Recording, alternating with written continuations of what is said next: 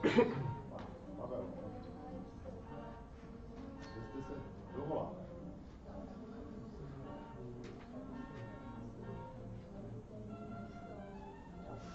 Ne, to bylo teď špatné číslo.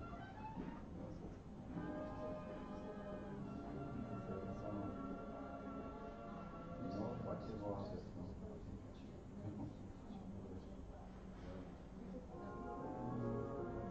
Ne, to máte špatné číslo, jo.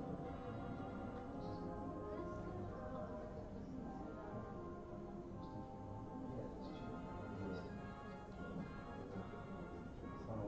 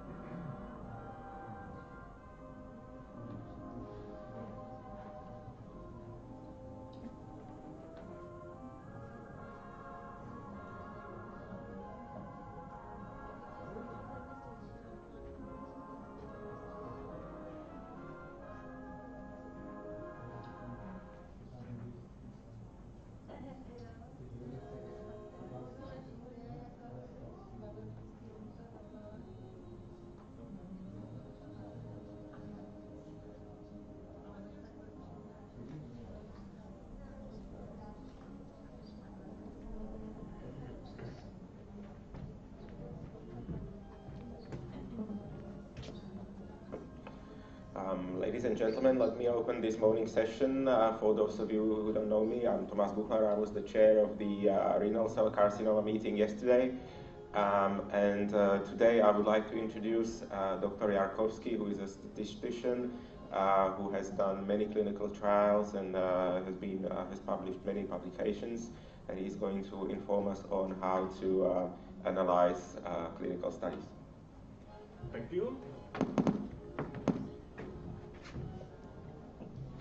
Again, good morning, ladies and gentlemen, and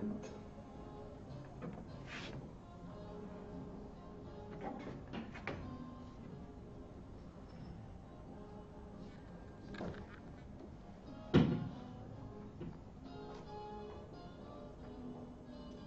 sorry for some technical problems. You probably should point to the screen.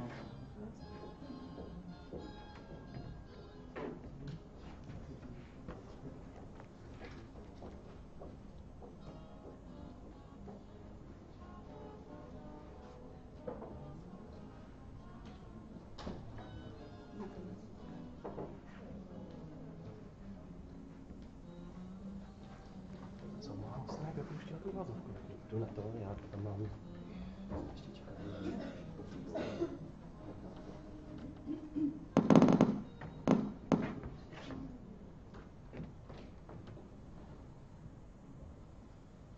Okay, thank you. So, good morning, ladies and gentlemen, again. And in my presentation, I will talk about clinical studies and principles, how to read them, and especially how to understand them. There will be almost no formulas, so it will be about discussion, how to understand the clinical studies. So please do not hesitate to ask anything during my presentation or after it. So we can start. First, what is statistical analysis? What is the meaning of it?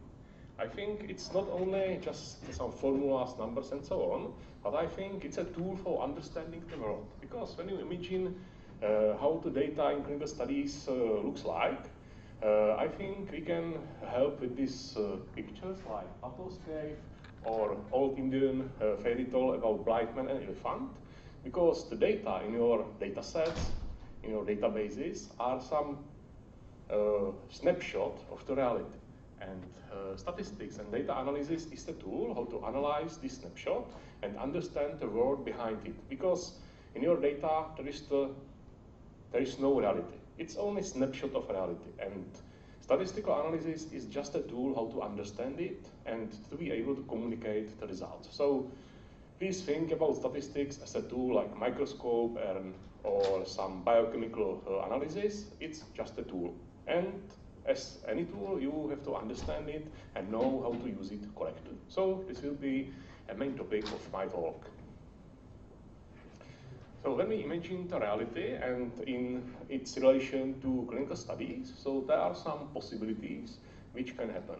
Some of these possibilities became reality. For example, patients with some carcinoma or some other disease. And from this reality, from the group of patients with given disease, we are taking some sample. Each clinical study has some sample of patients, and it's very important that this sample should be representative and some other properties to correctly describe the reality. This is the key point, because if your sample is not good, then any statistics cannot help you. So the key point in any design of clinical study and its understanding is to understand what is the sample in your study and how it is related to reality. And when you have the sample, you collect the data. There are some technical things which have to be fulfilled, but it's just a technical thing. From these data, you obtain some information using statistical methods. These data are then combined with your clinical knowledge, literature, and all the knowledge about the problem. And combination of results of data analysis and your knowledge, you obtain some understanding. If, for example, the treatment is good for these patients or not, if it can help or not, and so on and so on. But the key point is always the sample and how it is related to reality. Because you should be able to describe or understand the reality through this sample. What is the statistics? What's the science of statistics? Statistics is science about variability. If there will be no variability, like in this picture, you will need no statistics, because everything will be, you will be able to build some equations and everything will be fine, nice, and straightforward. But the reality is very diverse, and you should be able to understand this diversity, describe it, and explain. And statistics is a tool for description of the variability of the world and its explanation. And again, it's just a tool for it. So there are two main ways how to work with the data. The first is description. You have to be able to describe the variability. So description of data using average, standard deviation, median, percentage of patients. It's the description of the reality collected in your sample. And the second way is the hypothesis testing. For example, if patients with some treatment have a better survival, or patients with some treatment have better blood pressure than the other group, and this is the way how to understand and explain the variability. So this can be, height of these pictures can be, for example, survival, and if all patients with short survival are in blue group and all patients with long survival in red group, then you are able to say that the variability in survival can be explained by this blue and red group. So the other way how to use statistics in analysis is the hypothesis testing and variability explanation. That is the third way. This is the development of models, but it is more complex, and it's another level of statistical analysis. Now we can start with some definitions. You have to know when you are dealing with some clinical trials. There are many types of clinical trials. Each of them is aimed on different problems. So first, you can have some phase of clinical trial. So there are preclinical trials, trials of phase 1 and 2. These are mostly laboratory or testing the basic characteristics of the given treatment. I think the most interesting for you are studies or clinical trials of phase 3 and 4. Phase 3, this analyze if there is some real effect of the treatment in the real world on patients, and this is the key point when some drug should be entered into the market. So this is very important because if this trial fails, then the drug is not used for treatment of patients. And phase 4, post-marketing trials, which are used for obtaining additional information about the treatment which is already on the market. There are other ways how to stratify the trials, for example, by time, so we can have retrospective trials. These are very useful when you have large databases of medical records and you are able to analyze everything, for example, what happened in the population, or prospective trials. So you start in some time point and look into the future, what will happen with these patients. You can have different types of hypotheses, for example, superiority trials. So the experimental treatment should be better than the standard treatment. Non-inferiority trial, so experimental treatment should not be worse. Equivalence trials, these treatments should be equal. Another important topic is randomization. So you can have randomized trials. Classical clinical studies are randomized trials. So you are using some mathematical approaches to balance characteristics of the groups of patients because you have to avoid influence of some factors which can influence the results. Or there are observational trials, so you are just observing the patients and see what happens. Another important stratification is by blinding, so you can have single blind studies. These are, for example, in surgery, double blind, when even not patients and the clinicians do not know the treatment in the study, or triple blind, when even the statistician doesn't know what is the treatment used in the study. Some other topics which are very important for understanding of clinical studies or when you are designing some new study.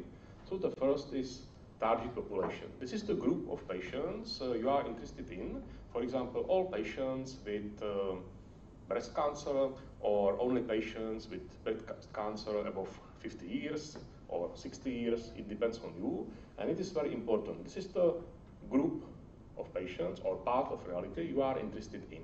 And from this target population, you are taking your sample. Then you should have some primary hypothesis. Study should have one primary hypothesis, and the design of the study is tailored to this hypothesis. So sample size, expected difference in the study arms, and so on. These things should be incorporated into the primary hypothesis. And the full weight of evidence of the study is given only for this primary hypothesis. So it is very important to define it correctly. And you cannot change the primary hypothesis. It should be defined before the start of the study. Of course, you can have some secondary hypotheses and subgroup analysis and so on, but the weight of the evidence is not on the same level as for primary hypothesis. So you can have some interesting results, some hypothesis generating results, but not the same level of evidence as primary hypothesis. And finally, you should be able to select adequate methodology, because for different types of trials and different types of questions, you need different types of statistical tests, models, and so on. So let's start how to read the clinical studies. First point is understand what is your target population and what is your sample. Almost every paper on some studies have this, it is called flow chart, and this is the definition of number of patients you are starting with and how many patients are then analyzed in the trial. This is very important from several points of view. First, there should be definition of your study population. There should be definition of your sample size, which is very important. And of course, if there are some lost to follow up, lost to study, and finally you obtain the final sample size and some information about the representativeness of patients in the study. So for every study, start reading in this flowchart to understand what is the definition of the target population and sample size. One more remark on hypothesis testing. In many papers, you can see results of some additional endpoints or subgroup analysis. This is the same as for secondary hypothesis. It can be interesting, it can generate some hypothesis, new hypothesis, but it's not the same level of evidence as primary hypothesis. So when you read something like this in the paper, be aware of the results because it's not the same level of evidence as primary hypothesis. And there are 5 key points of statistics you should be on your mind when you are reading any paper. So these 3 are related to sampling and validity of the data. The first one is bias. Always think about the results of the study in the terms of bias. For example, if the result is really because of the study treatment or because of some confounding factors. Another problem is representativeness.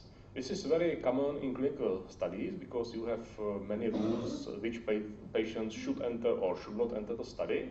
So you can have defined your study population, but because of these rules, the population in the study is not the same as your study population. So representativeness, is the study is really representative for your target population, is another very important topic.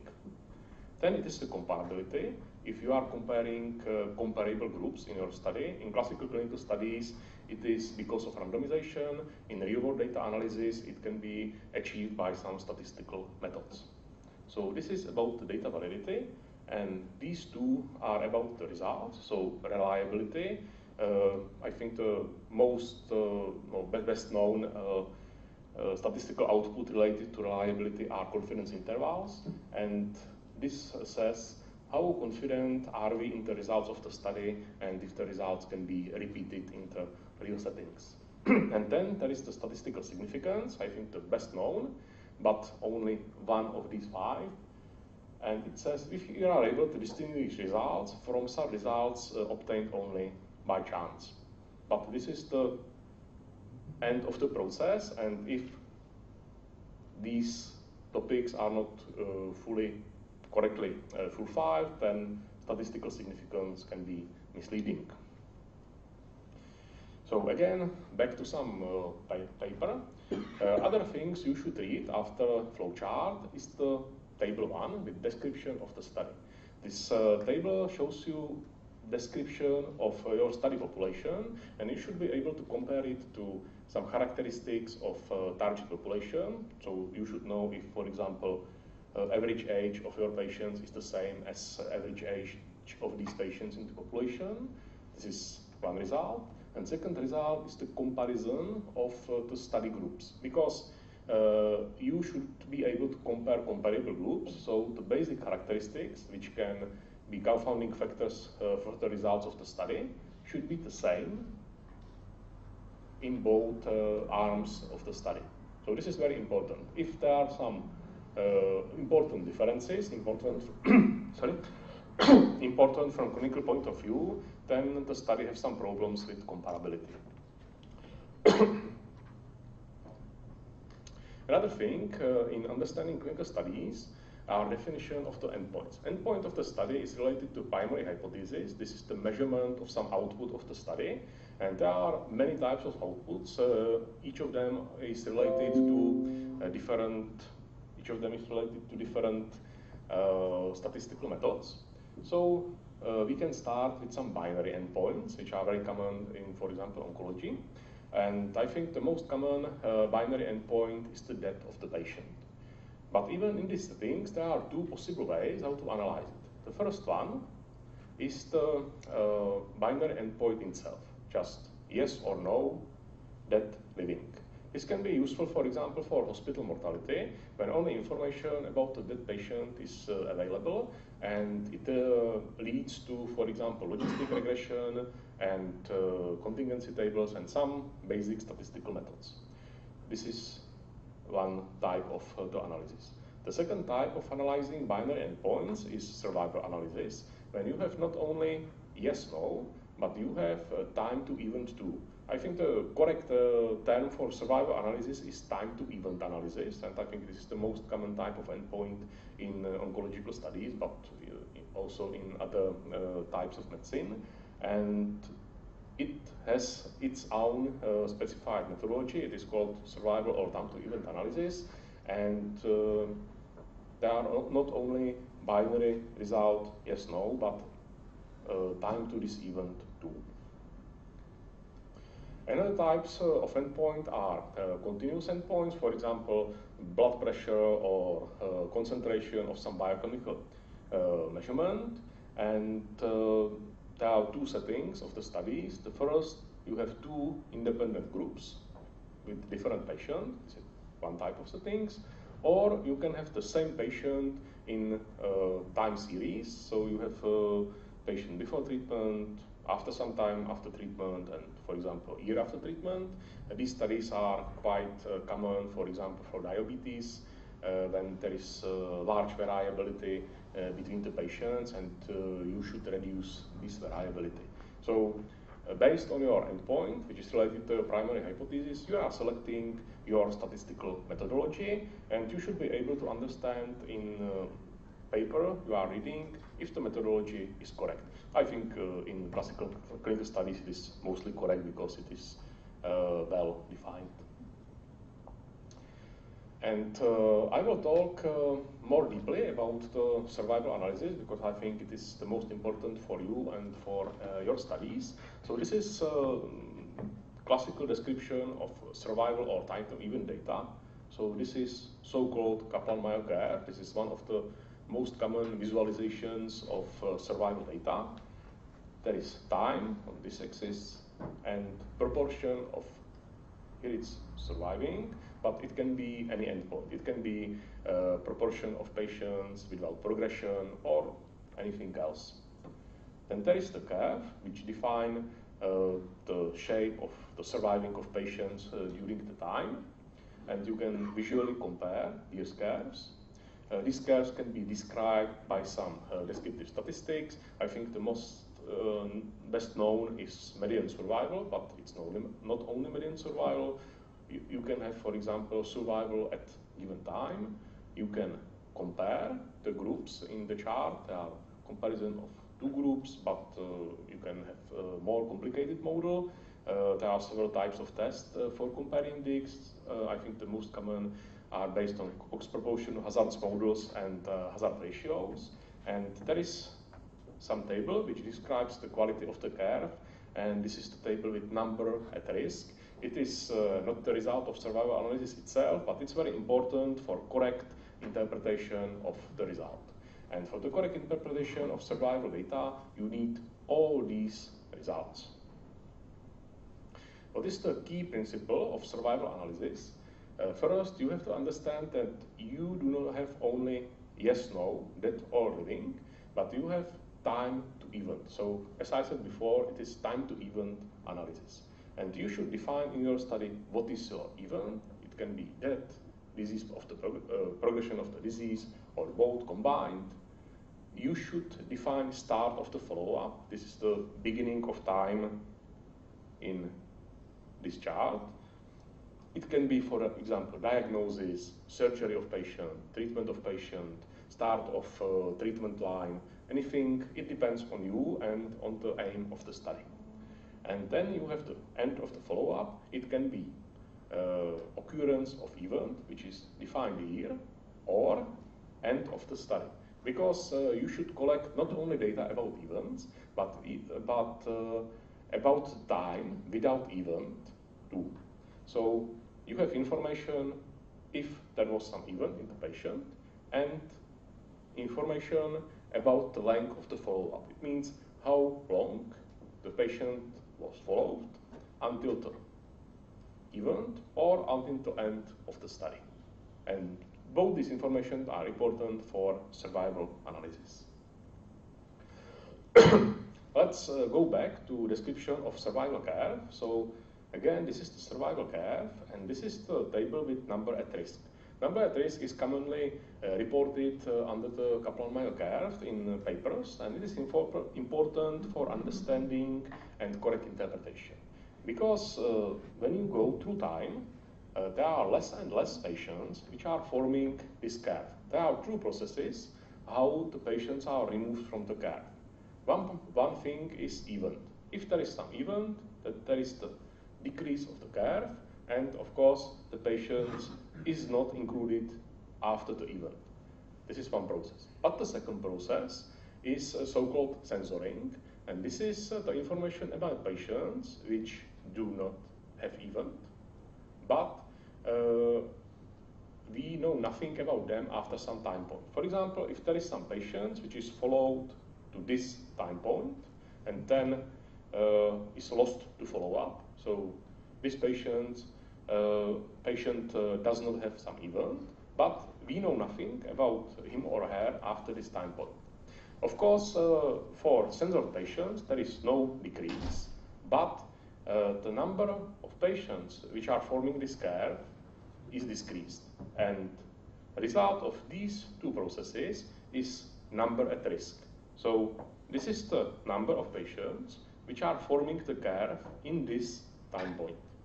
And it is very important because each decrease of the curve is computed on the base of patients which are at a given time in the curve. So if there are only few patients, for example, here is only one patient remaining in this blue curve, and there is some event in this patient, then the curve goes down. You probably already saw some of these charts like this. There was big decrease in the last point of the curve. And what do you think about the interpretation of this?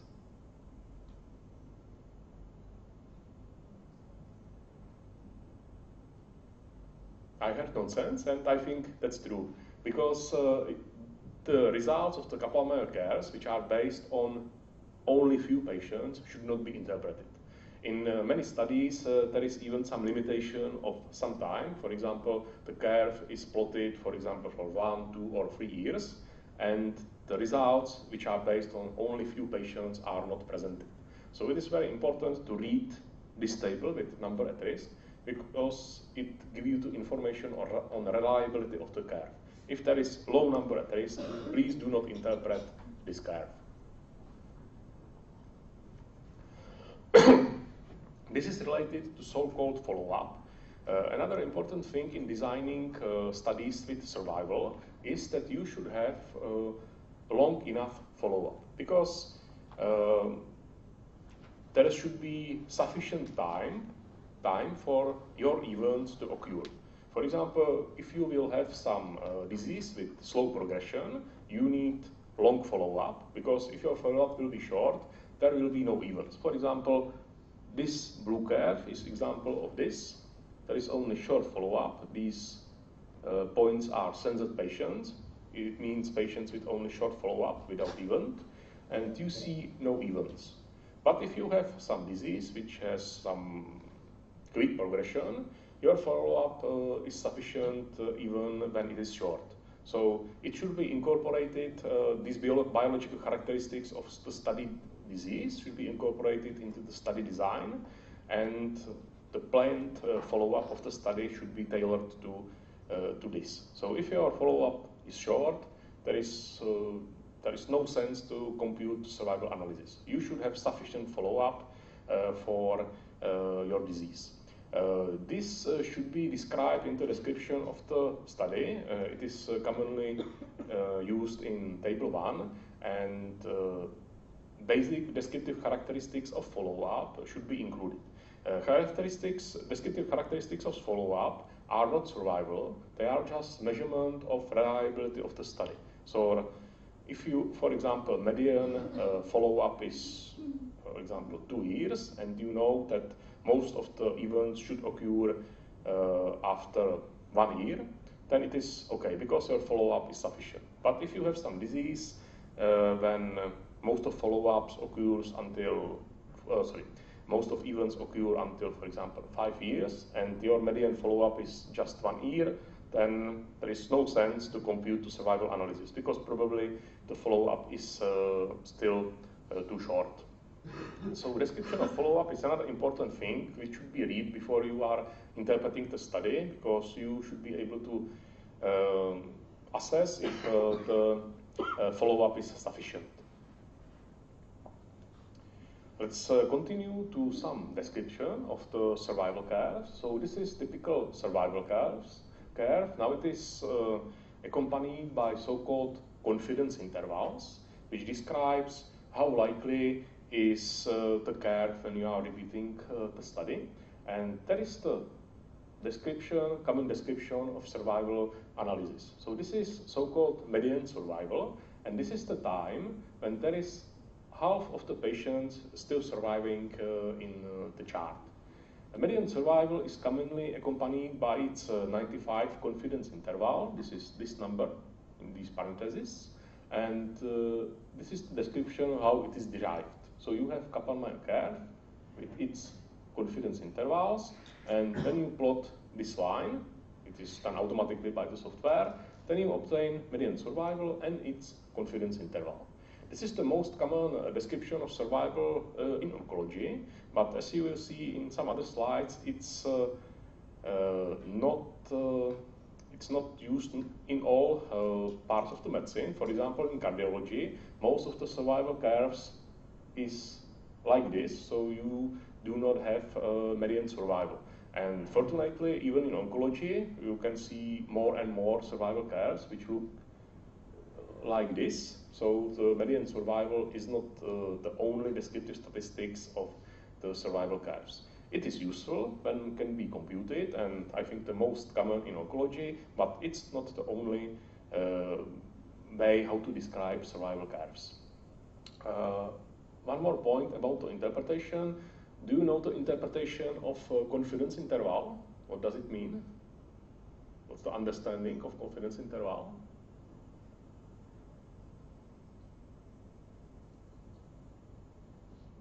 Indeed, the 95% of the data lies in between those two numbers, right? No, it is about the repeatability, because confidence interval is the confidence of estimate of this median survival. So this median survival is just an estimate of the median survival in the data, and this is the measurement of how you are confident in these results. And the theoretical understanding of confidence interval is when you will repeat this study with the same settings, then your point estimate should fall into this range with 95% probability. So if your confidence interval is narrow, you can say that when you will use treatment in the real settings, you probably obtain similar results. But when your confidence interval is very wide, then you are unable to say if the results will be comparable to the study. So it is about the repeatability of the results and confidence in the results. So narrow confidence interval, it's good. The results will probably work in the real settings. Very wide confidence interval, you can see almost nothing how it will behave in the real world. Okay, let's continue to another types of descriptive statistics of survival curves. This is survival curves, which is not as common in oncology, but is common in some other types of medicine. And this is the survival curve which do not have median survival, because most of the patients survive, because more than half of the patients survive. In this situation, it is a common descriptive statistic to describe proportion of surviving in some time point, for example, at 12 months, 24 months, and so on. The computation is very similar. You can, again, plot some line. You see this cross. This is the point estimate of proportion of surviving at given time point, and its confidence interval. The interpretation is almost the same as for median survival, but not from the point of view of time, but from the point of view of proportion of surviving. And if it is possible, it is always the best they describe both median survival and proportion of surviving at some time point. Let's continue to some hypothesis testings, because everything what was before was about just a description. Hypothesis testing is the key point of evidence-based medicine, because it is based on proving effectiveness of the treatment based on the statistical results. But as you will see, statistical significance is not the only measurement if there is some good or bad treatment. So hypothesis testing is the key point of evidence-based medicine, and this is the basic of biostatistics. So probably all of you know p-value. You read the p-value in some papers, and you probably know the common border for statistical significance. 0.05, the most common. But it's not some nature law, it's some decision that this level of statistical significance is sufficient for most applications. And it is very important to understand that it's just a mathematical description of probability that the result of some study or anything else is only by chance or not. So when you are reading, for example, p-value 0.01, then there is 0.01 probability that the result is only by chance.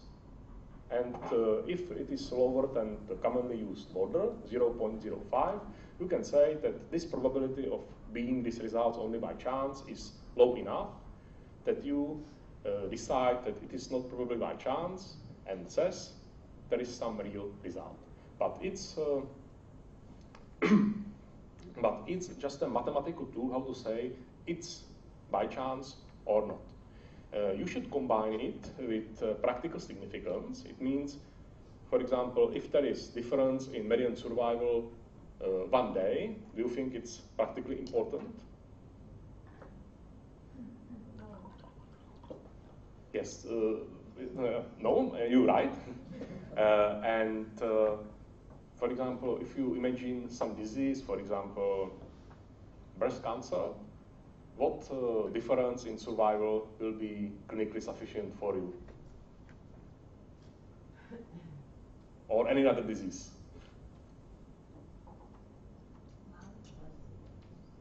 Yeah, for example, 1 year. And this thinking about what is practically important difference is very important in study design. Because when you are dealing with some studies, you should first define what is your clinically significant difference. And after this, you are able to provide some power analysis and study design, which should be able to prove that this difference, if it occurs, it's only by chance or not. So this thinking is very important not only in interpretation of the results, but even before you are starting some study, because you should be able to say what difference is practically or clinically significant, and then you are able to say how many patients will be needed for the study to prove it as statistically significant. It means not only by chance. So statistical significance is only one part of saying that there is some significant result or some significant effect of some treatment. It should be combined with practical significance. It can be plotted in this scheme. So here you have some statistical significance, which is the measurement of randomness of the result, and here is the practical significance. If the study is correctly designed, then these two possibilities should occur. If there is practically meaningful difference, and it is proved as statistically significant, it is a successful trial which proved that some treatment is good for this situation. Because there is, for example, 1 year difference in median survival, and you are able to say that it's not only by chance, or with low probability that it's only by chance. This is, from statistical point of view, again, good situation, because the difference is very small, practically non-significant, and you are unable to say if there is difference from some chance. So you are unable to say there is some statistically significant difference. So again, from statistical point of view, it is correct result. Of course, this is failed study in proving some effectiveness of the treatment, but from the processing point of view, this is good situation because your practical and statistical significance are in agreement. But there are two bad possibilities. For example, you have no practical significance. For example, difference in survival 1 day, but it was proved as statistically significant. Can you imagine when this happens?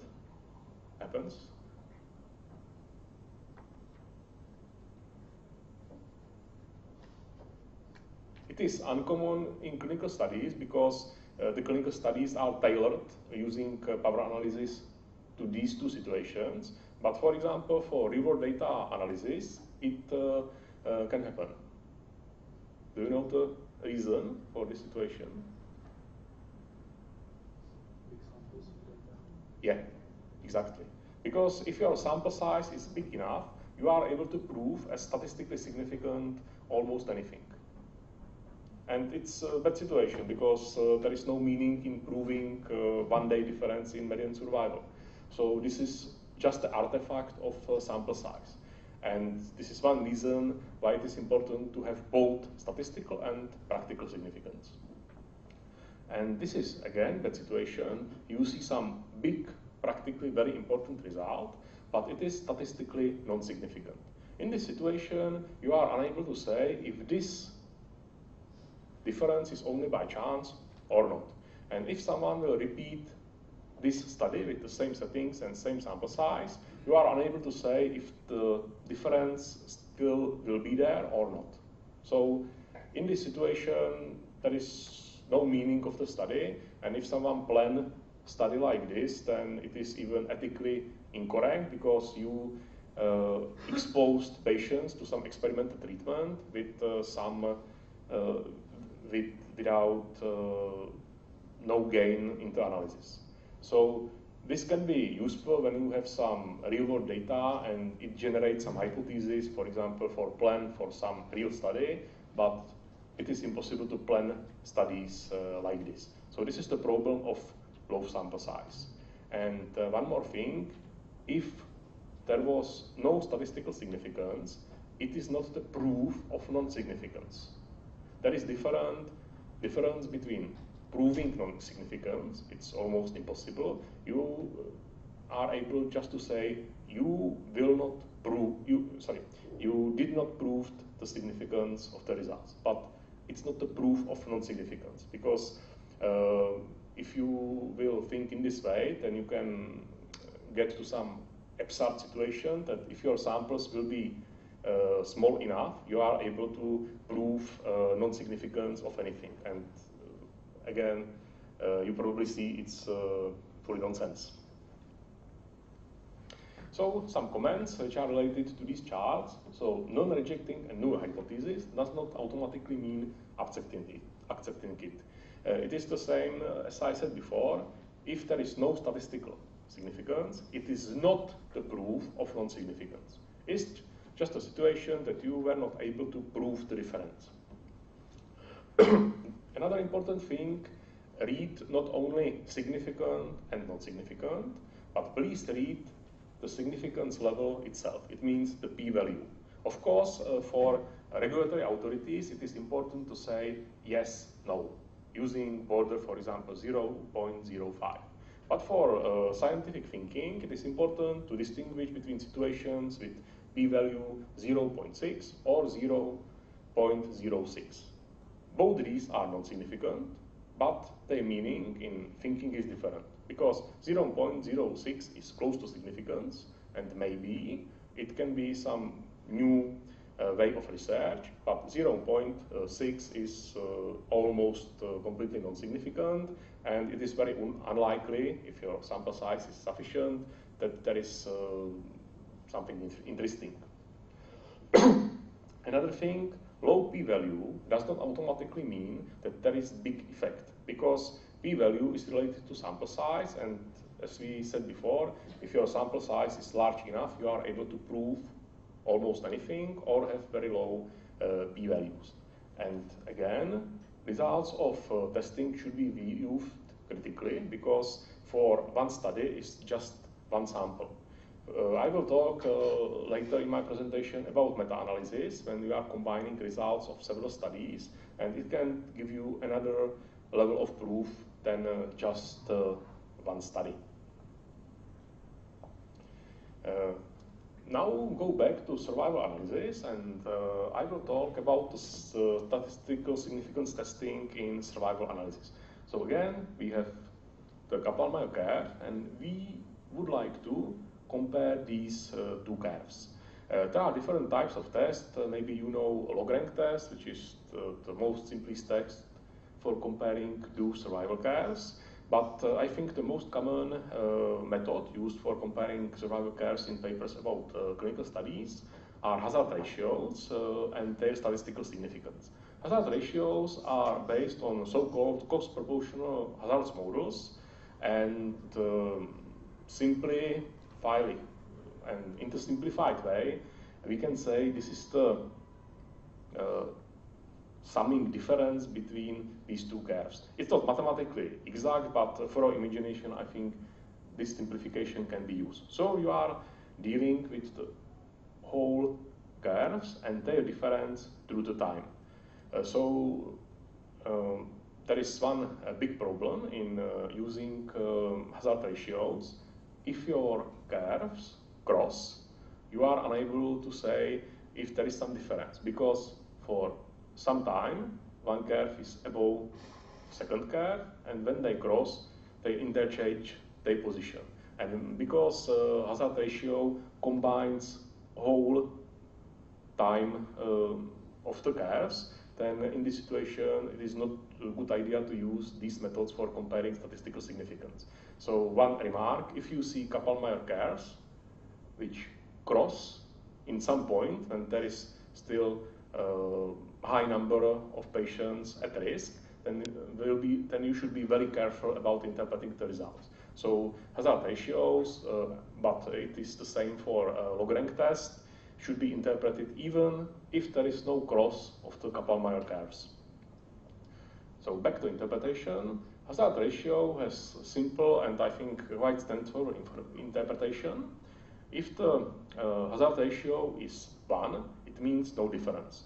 When hazard ratio is 1, the curves should be almost the same. If the hazard ratio is above the 1, then you are measuring some risk factor. If it is below 1, you are measuring some protective factor. This hazard ratio can be accompanied by confidence interval and statistical significance. Confidence interval, the interpretation is again the same.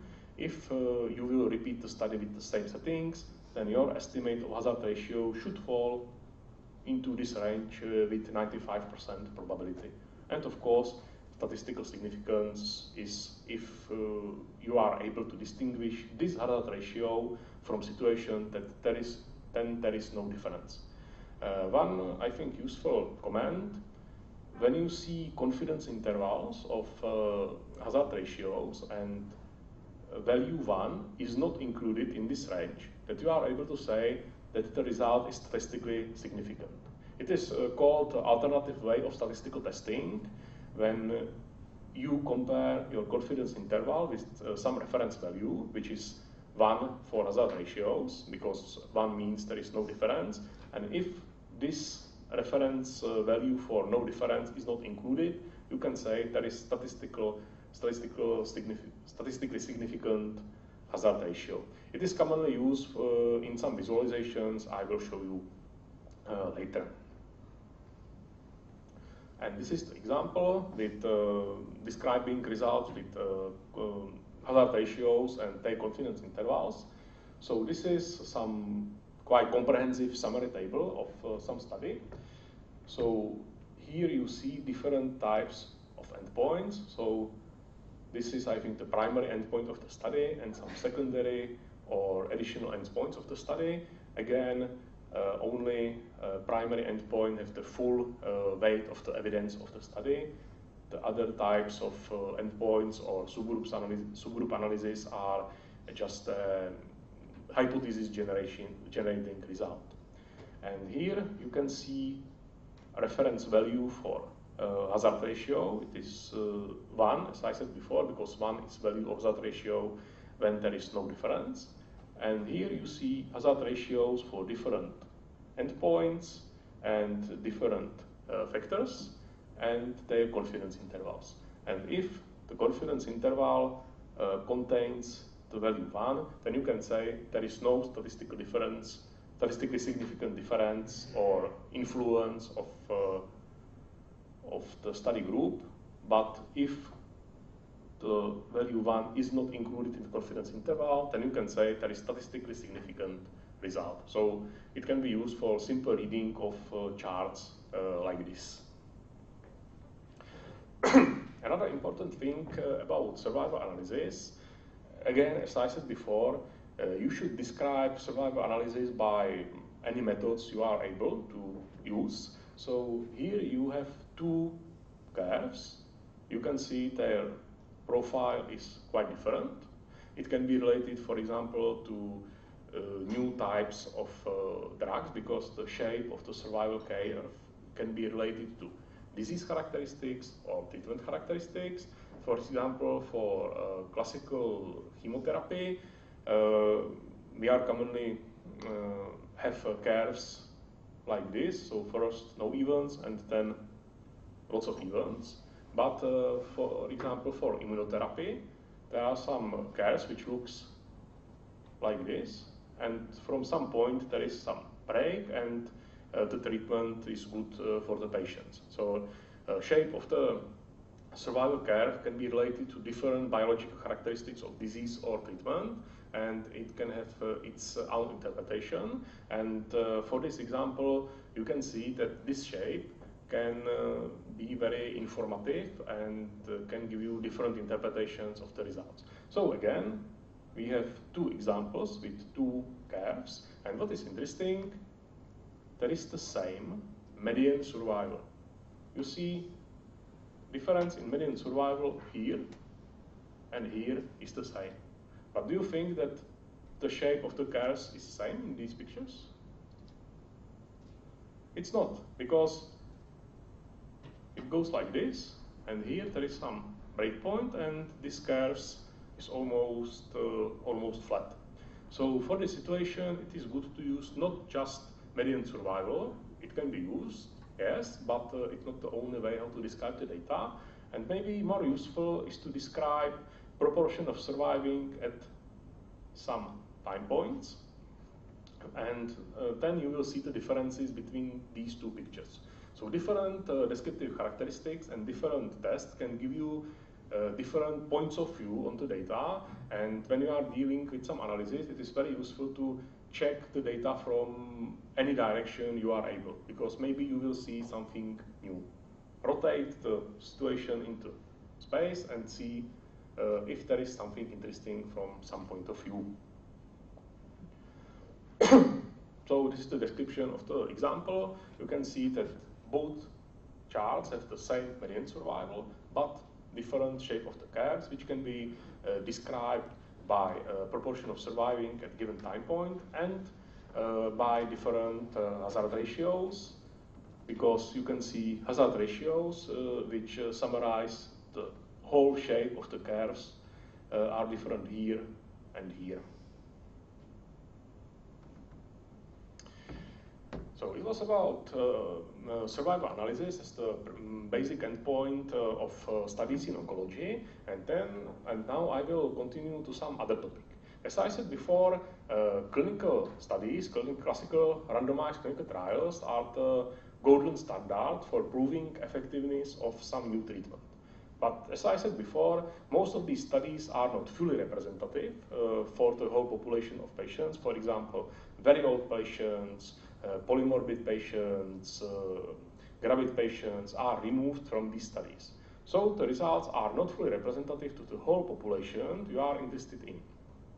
So commonly nowadays are combined results from randomized clinical trials, which are very good for proving effectiveness, but can fail in representativeness for the population, are combined with real-world evidence or real-world data. These data are, for example, derived from some administrative results or from some observational studies. These are not fully representative because, these are not fully comparable because you are taking all patients which came into reality into the hospital or into the study, but have one advantage: they are representative for the reality because all patients are included in these observational data. So you have two data sources. One, when you have full comparability, which is ensured by randomization in the study, and data which are representative for the reality, but it's not sure that they are fully comparable when you are, for example, comparing treated and untreated patients. So these two information should be combined to obtain the full understanding of the problem. Here are summarized some good and bad points of pros and cons of these approaches. For randomized clinical trials, can answer the question, can it work? So it's a proof of effectiveness, proof of safety. It's necessary for regulatory authorities. Comparability of groups is ensured by randomization, and there is minimalized influence of so-called confounding factors. But it is proof under some strictly defined conditions, which are not for sure the same as in the reality. And there is some influence of inclusion and exclusion criteria on representativeness of these samples. On the other hand, real-world evidence data can answer the question, does it work in real settings? So this is the effectivity in clinical practice. You can utilize large already existing sources of data like studies, observational registries, or administrative data. But the problem is that comparison of groups can lead to comparison of incomparable. For example, some treatment is given to some specified groups of patients, for example. And you should use some statistical methods for eliminating these problems. For example, propensity analysis, some regression models, and so on. So the key concept or working with real-world data or real-world evidence is bias. Bias can result from many sources. So there is some sampling bias. It means that your sample is shifted against reality. Some information bias, for example, when you have some problems with measurements, and influence of confounding factors. These are some characteristics of patients which can influence the results, but are not directly related to given treatment. For example, age is the most common confounding factor, and when you are comparing young and old people, then you are unable to say if the endpoint is influenced more by age or more by administered treatment. So confounding factors should be eliminated from the analysis. In randomized clinical trials, it is by randomization, because the randomization, one of its main aims is to provide the same distribution of confounding factors in compared groups. And for real-world data, you can use some statistical methods like, for example, propensity score. So one thing about propensity score, which is quite popular with some other methods which are related to propensity score, and this is the method which is sometimes called pseudo-randomization. So you have the data, which are the real picture of the world, or picture of the real world. All patients are included, but for example, when you are comparing these blue and red, you see there are many differences. So you need some methodology which compute the probability that there are some pairs of similar patients using the confounding factors. So, for example, patients which are similar in age, gender, or some other characteristics. And using these statistical methods, you are able to say that you will have some pairs of patients which are similar and have the similar distribution of confounding factors. This method is based on some models, for example, logistic regression and some other, and it can provide you with some balanced data set. So this is the example of study with lots of patients before matching. You see the different distribution of age between men and women, and after matching, you see the distribution of age after using this method is almost the same. So you will obtain balanced results and comparable data sets from real-world data. But one possible pitfall is that you lost some representativeness to reality, because this is fully representative to some reality, and you can see that distribution is a bit shifted to obtain comparability. So using both real-world data and randomized clinical trials is always balancing between problem of comparability and problem of representativeness. And it's very unlikely that you will have both representative and both fully comparable data. And from this point of view, we can continue to another topic, which is related to analysis of clinical studies and both randomized clinical trials and real-world data. And this is the problem of meta-analysis. Meta-analysis can be named as analysis based on analysis. So you are using already published data.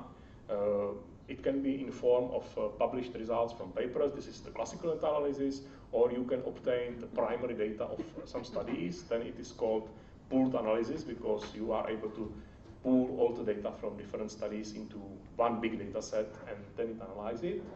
And it can provide you with some better evidence than single study, because every single study is just one sample from the reality. Many studies are many samples from the reality, so it is better. But you should still have on your mind the problems of statistical analysis, and it is bias and representativeness. For example, bias in meta-analysis is commonly related to publishing only positive results, because if only positive results are published, then the whole problem is shifted against the reality. So you should think about meta-analysis the same way as in any statistical analysis. And any meta-analysis is only as good as it is good sample of its data. So again, the same as in studies. Your study is only as good is your sample, and the same holds for meta-analysis. So you should think about publication bias, publishing only positive results, multiple publication of the same results. It means that the results are not independent. If the studies are comparable, because some countries can have different populations, some studies can be aimed on different subgroups of patients, and so on and so on. Another problem is if the meta-analysis deals with results of primary hypothesis of some studies, or only with the secondary or subgroup analysis of these studies. And the studies which are included in the meta-analysis should be controlled from this point of view. The most common result from the meta-analysis are these plots. These are very similar to plots we saw in results of hazard ratios, and again, that's true, it's very similar. Here is some point estimate of some measurement. It is most commonly odds ratio, but it can be used hazard ratios too, with confidence interval and some reference value, which shows some reference if there is statistically significant result or not. There are results from individual studies, and finally summarized result from the whole meta-analysis or pooled analysis. This is called forest plot, and it is very common visualization of these data. Meta-analysis should be accompanied by some plots related to quality of the study. There is one example. It is so-called funnel plot, and it is used as a visualization of problem with publication bias.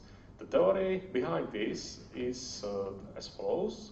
So here are two funnel plots, and when you check this and see what I'm drawing with the laser, reminds it something to you? Yeah, Gauss curve.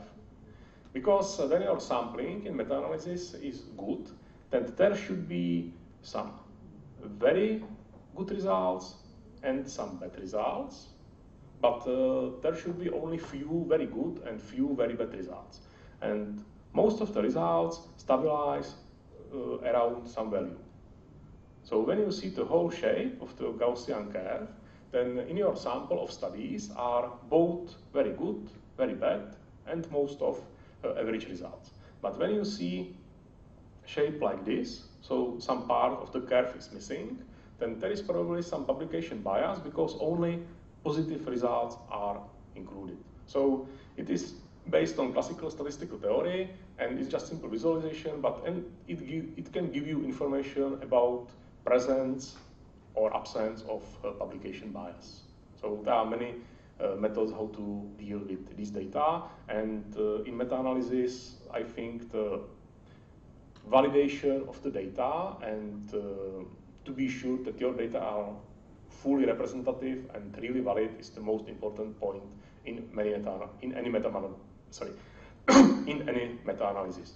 When you are dealing with some meta-analysis, the analysis itself is quite simple. What is very complicated and very long-term process is the obtaining data from studies and creating the data set for the analysis. Sometimes it can be even more complicated than making a classical study, because you should read hundreds of papers, thinking about the data, communicate with the authors to see what was the real setting of the study, and so on and so on.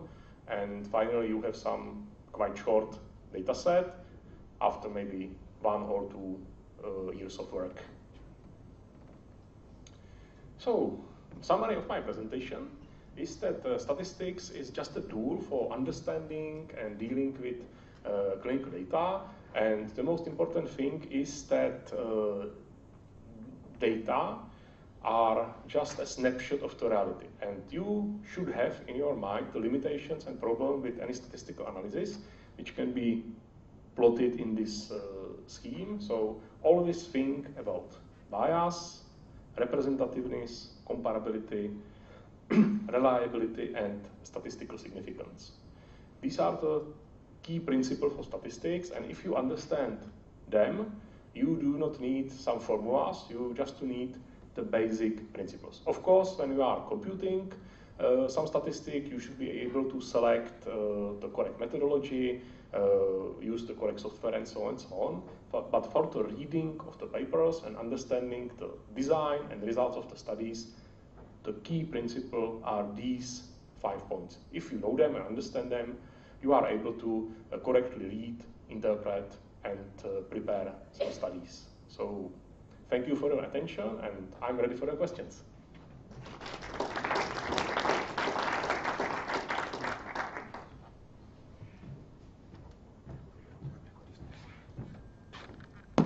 Okay, I will moderate the discussion. So are there any questions from the audience?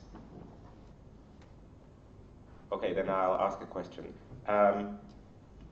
When you have data, it's often quite useful to have a preliminary statistical analysis, something that you can do quickly without actually consulting the biostatistician.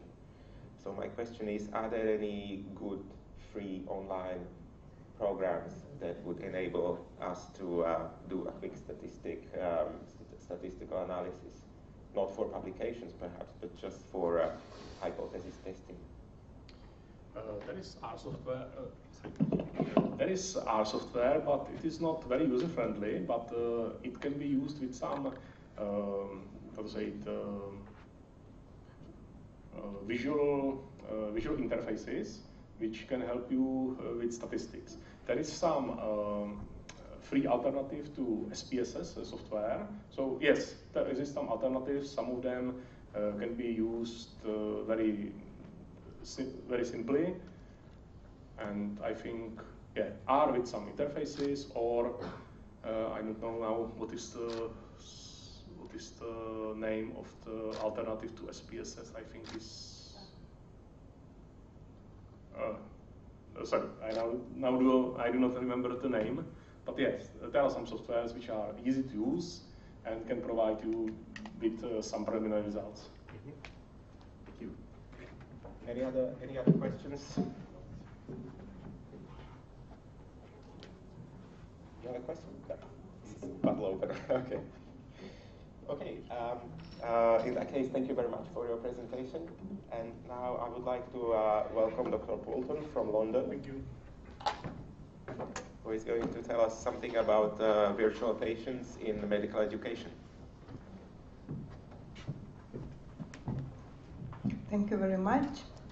Thank you for invitation. It is great to be in Brno again and to meet old and new friends and colleagues. Amazing venue, very interesting presentation, and my presentation is about virtual patients. What are they? How could you use it in your professional job? I would like to share the results of collaborative job with the Learning University of London. E-learning unit of St. George's was one of the first departments in the Europe which started to create virtual patients about 15 years ago. And I was lucky to have been working with them for about more than 10 years. So this is our collaborative results. So we are going to talk about virtual patients, obviously about different types of virtual patients, about why they're important, why they're important for training decision-making skills in future doctors. So the relatively new area in medical training and education, it's training through the error, and we're going to talk a little bit about that. And also how can RCC as a center can use virtual patients in your training or your educational goals. So some abbreviations which I might use and which you could obviously see or face when you are reading the articles about virtual patients. It's VPs, case it means patient story, real patient story, which was implemented as a virtual patient, so we call it case. Scenario-based learning, it's a methodology which helps you to create virtual patients. Problem-based learning, it's a collaborative approach of talking about patient history. How would you discuss, how do you work with the virtual patient? And decision-making based PBL, it's a little bit different from classical PBL, because this approach we do use when we're working with the interactive virtual patient. So what are they? Just literally a few words from theory. So it's usually boring stuff, but what would you like to, what I would like to emphasize? It's computer program that stimulate real life scenario. So all scenarios based on real life patients. So why they're helpful, virtual patients? So they help you to to practice with the different scenarios, with the different patient, without any risk for the real patient. And there are some other things which are very important when you are dealing with the virtual patient. They help you to train clinical reasoning skills, decision-making skills, which are of huge importance in the current medicine. So what do we want from virtual patients? So there are some advantages which virtual patients methodology can give you and which you can't get from traditional education. So first of all, it's a great collaborative learning tool. So usually we do work with a small group with the trainees, a group usually between 5 and 9 people, and when you are able to arrange effective discussion, that's how you can train clinical reasoning skills and decision making. So you obviously can use it individually, but it's not the same effect, and later we will come back to it again. So the other advantage is you can create different range of scenarios. For example, we've got brilliant virtual patient case about multiple sclerosis. How else you can present the results of management and treatment of the patient with multiple sclerosis or with some oncological disease when it lasts for, let's say, in multiple sclerosis, 10, 15 years, and in treatment of oncological patient like 5, 10 years, or sometimes 2 or 3. So you can't watch the real patient for so long, but you can train people with virtual patients using these kind of scenarios. So the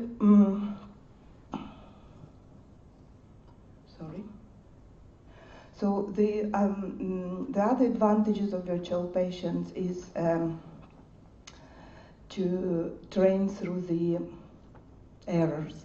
So you can create virtual patients which shows what are typical errors happens in the treatment of particular patients, and you can go with the trainees, with the learners through this patient, through these errors, and make them aware about these errors and try to avoid it in future. So there are different types of virtual patients. You obviously could think about how difficult to create virtual patients. So, for example, this is about clinical skills. This is video about simulation, so you can create small video. So you can create computer-based. You can create virtual world, but all these scenarios, they're time-taking and quite expensive. So from the point of view using technology, and from the point of view spending some time to creating, they are in use. For example, this case was created for training our paramedic doctors. So it was recreate the underground station in St. George's University of London where something happened with the patient, and that's how they arrive and treat patient. But the most simple way, and the types of virtual patients which we use not just for the students but for training young doctors, it's a text-based. So that's where we concentrate most of all, and we will take a look how it is possible to work with these types of virtual patients.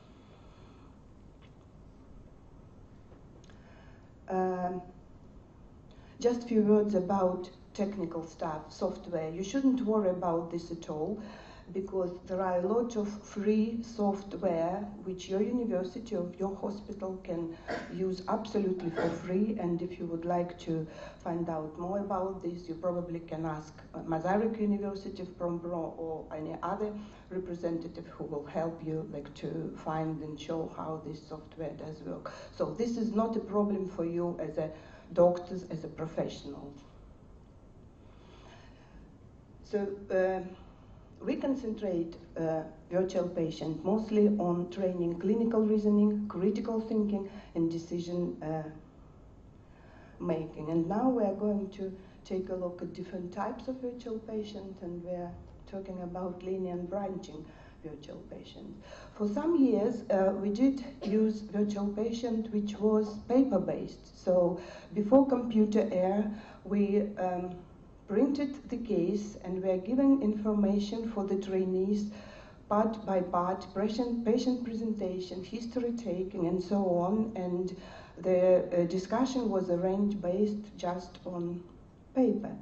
Obviously, with the development of technology, we moved from paper-based to the online, and that's how development of virtual patients carried on.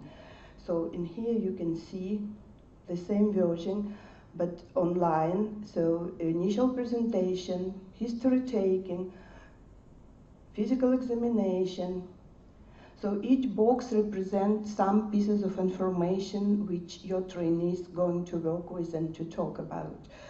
And although it was claimed that PBL itself helps to train decision making or critical thinking or clinical reasoning. When you are using this type of scenario, it's not possible. So you just have to move on with the scenario who was created by somebody, and you don't have your own choice. So you can't actually develop, should I do this? You can't develop the skills which related to clinical reasoning and critical thinking. What should I do? I wouldn't do what case authors suggested to me.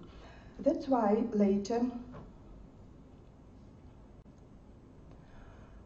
St. George's University of London was the first one who moved from the linear type of scenario to the branched scenario.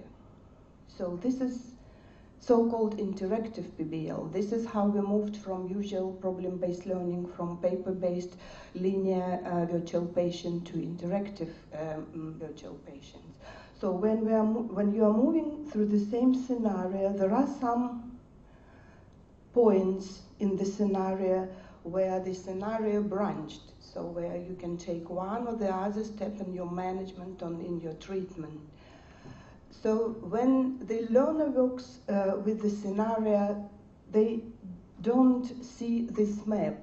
As facilitator, you know the map, you know where a scenario could go, how it could branch. But as a learner, you're just moving on, whatever you agree with, whichever test you would like to take, and at the end of your management, you can see what's happened with your patient. Did you kill them? Were there relapse? Were there deterioration? Or your patient survived, everything is okay? So this is a big step, big step forward in terms of using virtual patient as a tool, as a training, as educational tool to train clinical thinking and decision-making skills. So now we're going to talk a little bit about decision-making points. So this is part of the map which we just were talking about, and we are moving from one piece of information to the another. So imagine you at this step when you were asked, what kind of treatment would you like to do? What is your next step? And as you're working collaboratively in a group, the group discuss. So one of the trainees suggests one thing, the other, and then you move to the next step, and you can see the so-called official options. You can see what case authors suggested to you. So sometimes it might be the same suggestion, and sometimes it might be something different, either because you missed something or because you didn't think about this possibility and so on. So depending on what group as a collective doctor, which type of route you are taking, you are carry on moving towards one or the other direction. So imagine this is the case. So I'm, as a facilitator, now know the map. You don't know the map, but you know a little bit about patient. You don't know the diagnosis yet. The patient feels weak, a little bit of temperature, blood pressure a bit higher than usual. So you referred her to blood test results. You've got some ECG results, and imagine we are here. So we do know something about the patient, and we are thinking what to do next. So at this point of view, we need your opinion, we need your suggestion. And next step in our discussion will be what case authors suggested to you. So this is what learners or trainees can see in front of you. This piece of information which you need to read and understand properly with all details. So GP, like family doctor, general professional, so at this point of investigation decided to refer patient to regional renal unit, and you are F2 doctors, it's residents of second year, I think, in your countries probably. So in each case, you are somebody, either you GP, either you F2, F1, or you are a doctor from A&E, because from this, depending what kind of options you can take and what you can't take. So you review patient history, perform examination, you found some basal crepitation. What test will you arrange at this point? So obviously, there are always opinions. We can do this or the other. And then, clicking further, you can see what case authors suggested to you. Again, there are usually between 3 or 5 or 6 options where trainees could think through and where they need to choose one of the options. As you can see, the second options mostly concentrate on the investigation cardiovascular problem, the third one mostly about liver, the first one is about renal related problems. Because by that stage trainees don't know the diagnosis yet, so they're still in kind of process of investigation. They take their options and they carry on with their investigations. So you could include in virtual patient the results of some results of your patient, for example, like chest X-ray, spirometry. We do give ECG results, and we are using so-called interactive clinical images. So this is the ECG which you are giving, and you ask obviously the trainees, what can you see? Can you see any abnormalities here? So, and if they click on rulers, they can think, okay, abnormalities is here and there. But then you can go further, and if you click at the expert notes, you can see so that there are actually many more abnormalities than we noticed initially. So this is the example of the virtual patient which our teachers use for lectures. So it's about communication skills, it's about ethics. So here is about the case about elderly patient, about 79 years old. He's quite sick, and his son came from Canada. Son is paramedic doctor, so he does have some medical knowledge, and you know, sometimes it's difficult to deal with parents or with relatives who do have some medical knowledge, and they are trying to talk to you in a specific way. So, and here you can see the options. So, as a doctor, so she's a doctor, he's a son, and he asked, do not resuscitate the patient, his father. So as you can see, there are different options. So you can speak to your legal team, to your lawyers, you can contact patient GP, and you can take your own decision. DNR, it's a document which allowed you to stop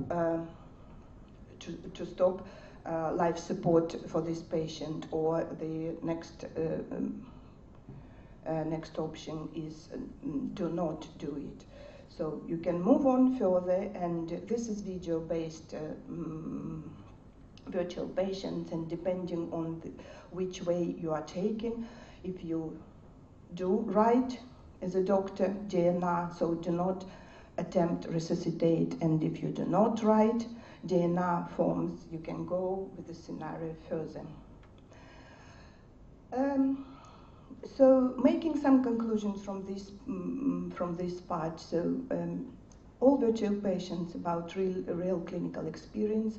Doesn't matter which options trainees take. What is more important is to understand the logic of the case, is to understand why it could happen. And as a trainee or as a learner, you can see the map of the case by the end of your training, and that's where you can discuss all possible mistakes, what was wrong, what was correct, and why it's happened, or was your management very successful, because usually students or trainees are happy when patients survive and when there are no deterioration or relapses or whatever. So this is the room. It's not about trainees, it's mostly about how we arrange the environment. So this is a screen, and this is what is important, whiteboards, because we ask some information to be put on whiteboards, not just talk quickly and randomly about this or this. We're teaching them to remember about decision that they took, and coming back retrospectively to take a look where was correct steps and where were errors. The information on the whiteboard is very helpful. And now we are moving towards errors in education and training. Errors in education, it's a relatively new trend. It's appeared several years ago. We know we all were trained how to do right, how to manage patient correct. But also we know that all of us came through some errors and mistakes, either ourselves or our colleagues, and obviously nobody told us why it's happened. What kind of mistake you could predict while you are dealing with one of the other patients. So Johns Hopkins University from States, according to their recent study, almost 40 people die in USA each year as a result of medical errors. And now it is the third leading cause of death after heart disease and oncology. It used to be fourth several years ago, and now the article, I will give you references by the end, article is from 2016. Now it is a third cause of death. So this was one of the reasons why educators took the training through the errors as a one way of trainings. So this is an interesting quote from Eva about inducing errors in learners which give you short-term pain for long-term gain. So you do mistake while you are dealing with the virtual patient, but it will help you to avoid the same kind of mistake when you are treating the real patient. This is a project, EC-funded project, which St. George's University, together with Masaryk University, Karolinska from Sweden, do have now. We're finishing this project. There were amazing results from this project, and we were able to implement quite a few virtual patient error cases quite successfully. So there are different systems for assessing medical errors. These are like most common 10 deadly sins of medical errors. So this system was used by our by St. George's pediatrician Jonathan Round, who created 6 virtual patients with errors in pediatrics, and which we used in our project. So the structure of error case is a little bit different.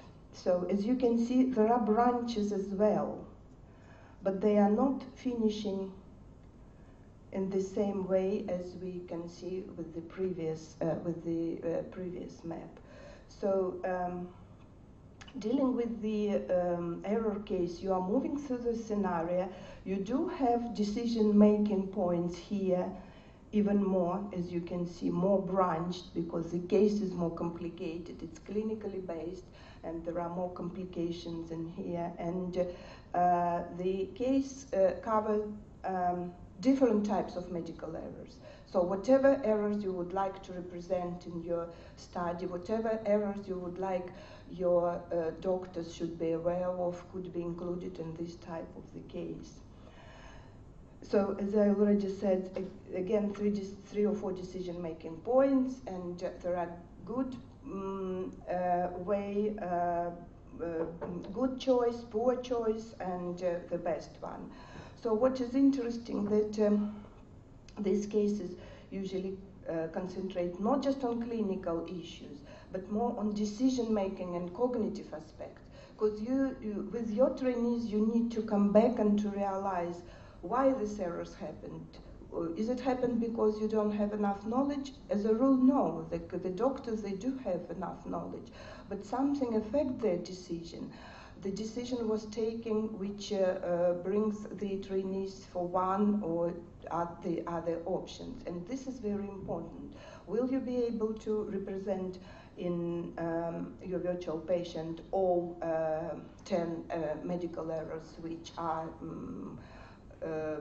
nowadays in use or will not, so this is important. So this is famous picture from one of our students who did it individually. She killed a baby, and obviously she will never forget why she did it, because the emotional impact of her, because she knew a lot, but emotional impact of her, why it happened, obviously will stay with her for quite a long time. So, and the main conclusion is the more the choice the learner takes while it's dealing with the virtual patient, not with real patient, the better the results. Hopefully these girls will never do it again in a real world with her real patient. So, in a TAME project, we use GPBL technology, interactive technology, and the discussion arranged in a way when you can see, we can hear the different opinion. This is important. I always say to my trainees, we are not at the Communist Party meetings. We don't need just one opinion. When somebody said, let's take this choice, and we all said, okay, let's, and go. So this is how you don't have to work with the trainees. So we need to hear different opinion, even if it's absolutely wrong. So the other will be able to understand, okay, so I might not be too bad, because I'm thinking about this, and somebody is thinking like that. So to be able to hear different opinion, different judgment is very important when you are training, critical thinking and decision making. So all this so-called error virtual patient helps you to predict what kind of mistakes, what kind of patient you can face as a doctor in your future practice. So, and now here is what you as a renal carcinoma center can do when you decide to use virtual patients. So each virtual patient based on an intrigue. At the beginning, the trainees don't know what is diagnosis. Obviously for you, a big challenge is that we know what we are going to talk about, yeah? It's renal carcinoma. Nevertheless, you can create the virtual patients which help you in many ways. What you should know is, first of all, identify your audience. Who are you going to train? Is it junior doctors? Are they experienced consultants? Or are they like radiologists or oncologists? Or would you like to train family doctors or GPs? So this is one thing to take into consideration. So also you could think about how long the train itself should be, because we use 2 or 3 sessions. So we start with the virtual patient, then we create some learning objectives, some questions which are trainees don't know enough or what they need to think about. So they then come back and we are talking about other possibilities. How would you deal with the same patient, or what would you do differently? So if you know who is your audience and what kind of skills you would like to develop with them, what would you like to make aware of them? So next step would be about create the scenario. Obviously for you as people who have been working with the patient for a long, you do have a lot of different kind of scenarios with different examples, yeah? So you would like to share your experience with your colleagues, or you would like to understand the experience of somebody and be able to implement it in your training, in sharing with the people who are you working with. So you create the scenario. So creating the scenario, you should concentrate on where you would like to create decision-making points, where people should stop and concentrate about most interesting, most dangerous sometimes step in their investigation or in their management. So you're arranging you're writing the scenario in a way to be able to arrange discussion at the beginning when the trainees, the learners go with the scenario and think about how they would manage the case, and they don't know the final end of their investigation. And then when you finish the case, when you got your results, is it deterioration or is it everything is fine with your patient, but nevertheless you come back and go to the point where something could be happened. So the case, the scenario is written in a way when you can arrange during the case discussion and discussion post the case. So when the trainees talk with the facilitator, what is actually important, why it's happened like that. So this is an example of one of the cases which was created again by Jonathan Round and implemented quite successfully. It is about child had initially flu-like or cold symptoms, very mild, nothing serious. Eventually he was diagnosed with croup and he was given a treatment, everything was okay, child started to be better, and then at some point of investigation, all of a sudden deterioration. So people started to think, what is it? Why is it? What's happened? Was something happened during the management? Was it treatment bad? So they're thinking about different drugs which a child was given and so on. But the real cause was relatively simple. The child inhaled foreign object, but because doctors were fixed on his initial diagnosis like croup, so they started to deal differently without thinking, could it be something else besides initial diagnosis. So and then the case carry on according next step of the investigation, and finally child was okay up until the second tutorial.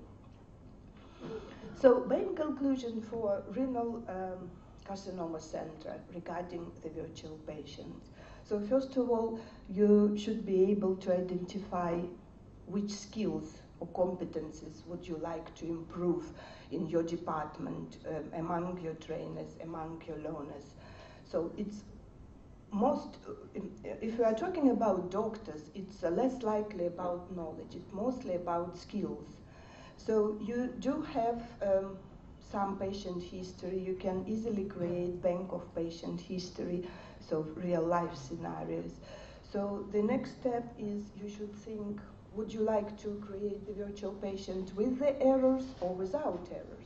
If you would like to share your experience, how would you deal with the errors? You probably could think, what are typical errors in your area?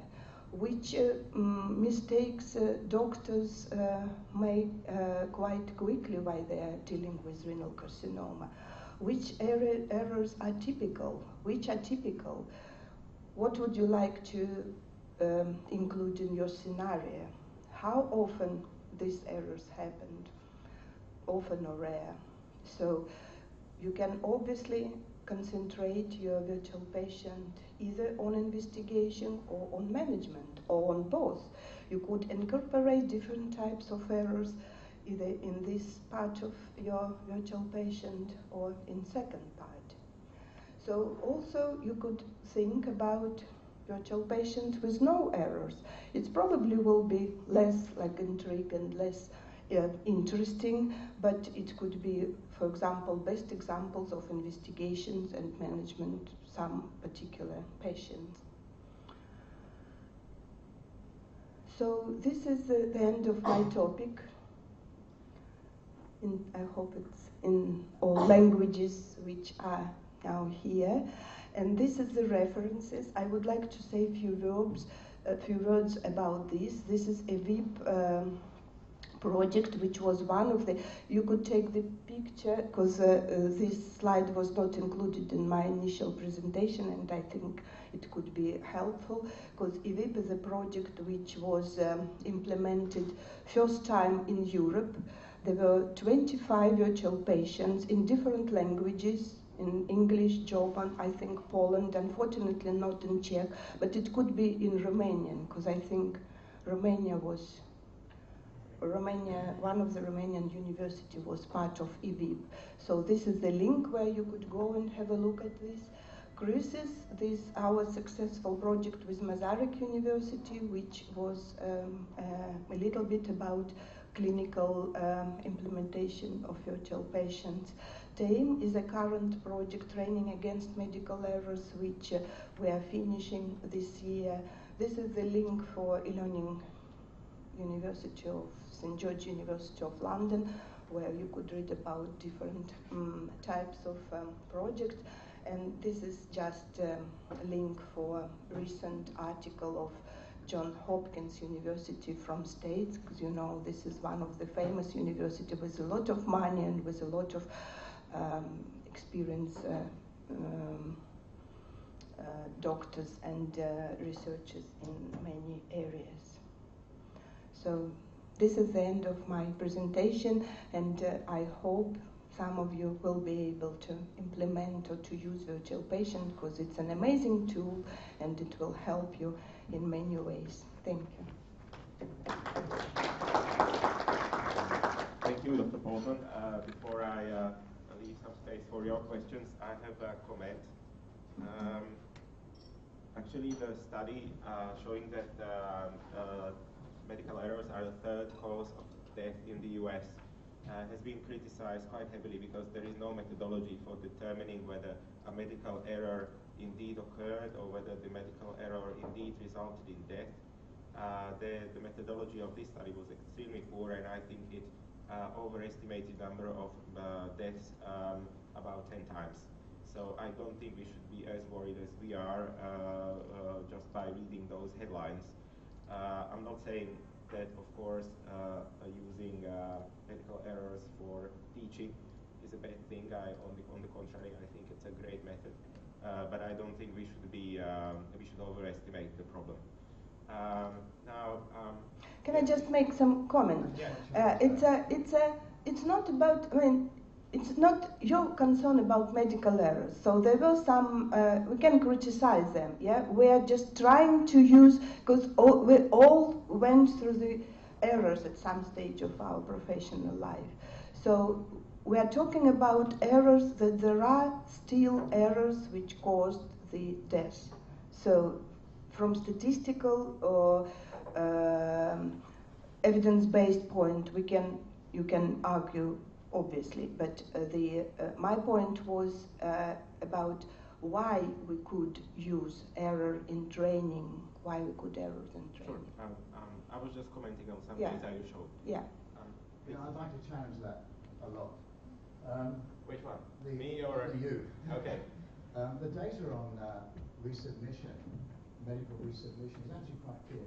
Across about 50 countries now, it's around 25 to 30% of resubmissions actually are error-based. So I think that the idea that if you reduce your figure from Johns Hopkins down to 3%, you say it's 10 times over. Yeah. That's ludicrous, I'm sorry. Well, you have to. I think you have to look at the methodology. I'm not. It's more my field than yours, I Right. suspect. You're right, of course. But if one of the major studies in the US just asked the surgeons, well, have you made an error recently, and do you think it resulted in death? And they counted that as an error resulting in death.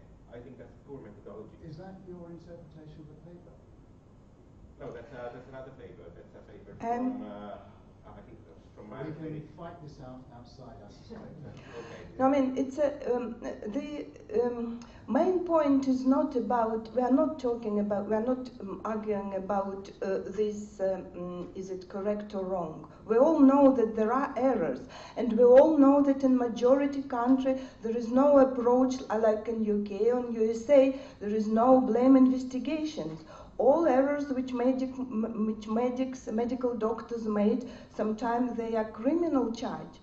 So there are different approach to medical errors. Yeah. So I don't know which approach you use in Czech Republic and Romania and in Slovakia, but I know exactly how a lot of doctors suffered because they were out of job because of simple or not simple errors, because their way of management of treatment were interpreted in a way as it shouldn't be. Because when you are dealing with the patient, you obviously would like the best for them.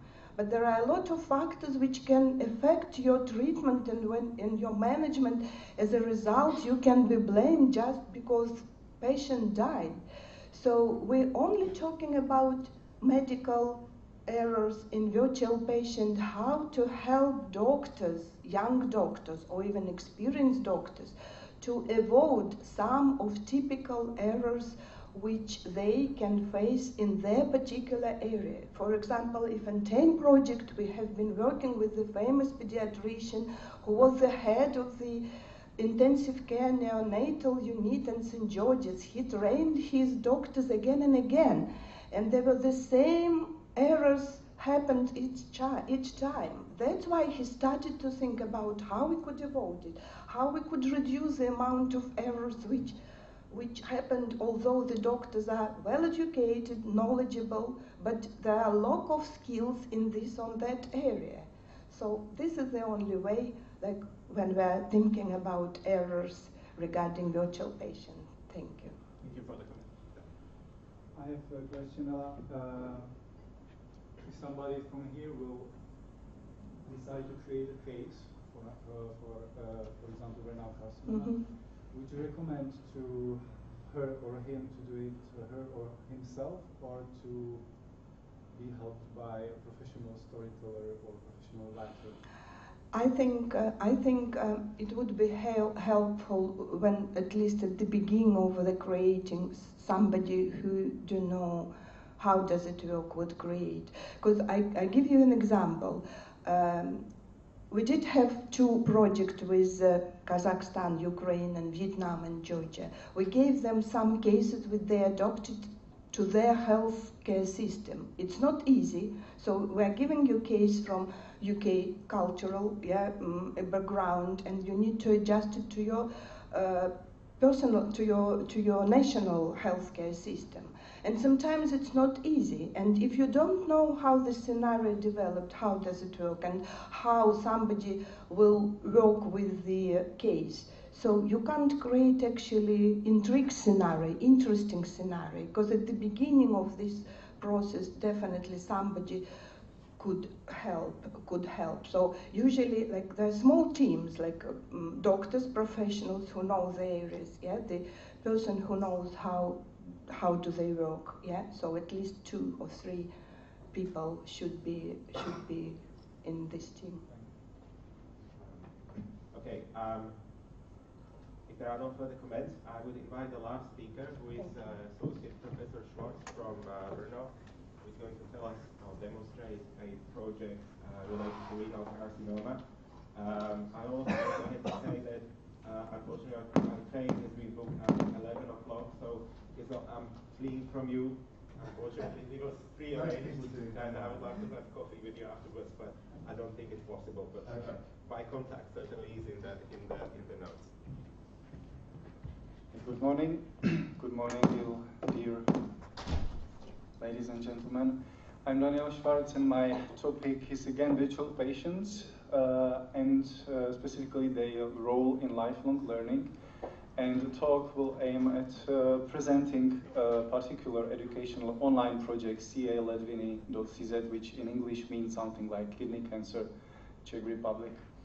I'm with Institute of Biostatistics and Analysis, which is a spin-off company of Masaryk University. This is our vision, healthy data. We aim at data management of clinical studies and healthcare registries. These are our mission statements. Each of them relates to one of our core departments. We have data managers, data analysts, IT developers, and also business developers. And business developers or business development will take me back to the virtual patients in a minute. But before that, I would like to fill in on some of the background of Czech healthcare and Czech educators. I gathered some interesting data which might have potential implications when you want to create or develop new businesses in education or new businesses in continuous professional development.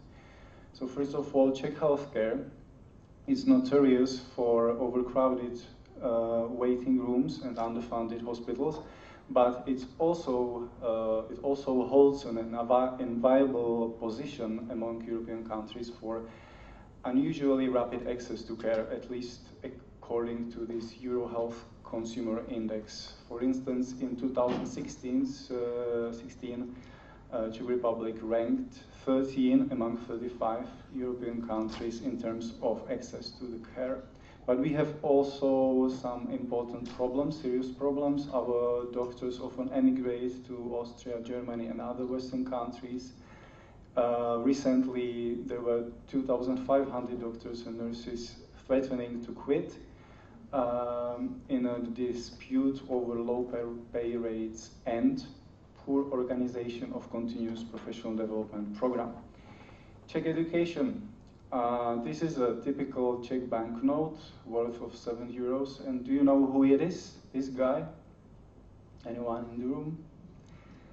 John Amos Comenius, one of the biggest European innovator in education. He was the first who invented pictorial textbooks written in native language instead of Latin.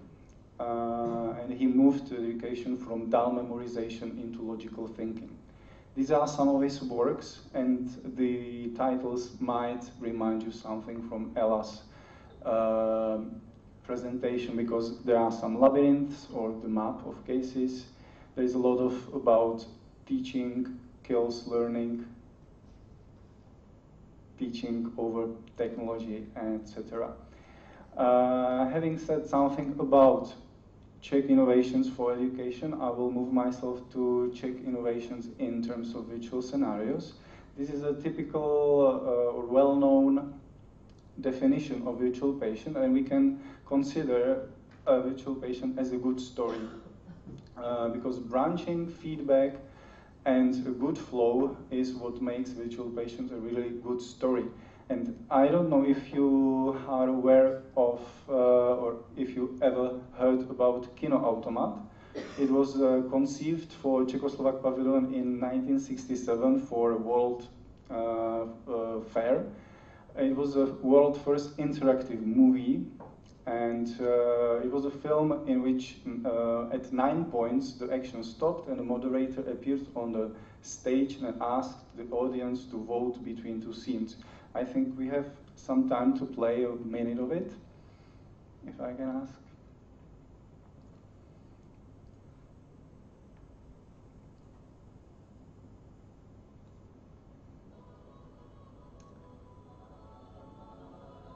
It was my wife's birthday. Every wife has a birthday, but one's own wife seems to have them more often. Good afternoon. Any messages? Should there be? No, but I thought I might as well ask you. Life's so full of delightful surprises. Oh, no! Oh, please, will you help me, Mr. Miller? Can I come in for a minute? I haven't any clothes on. The window might doors up. I can't get back in. Impossible. Oh, please, please. You'd better come in. Mr. Blumberg! Mr. Blumberg!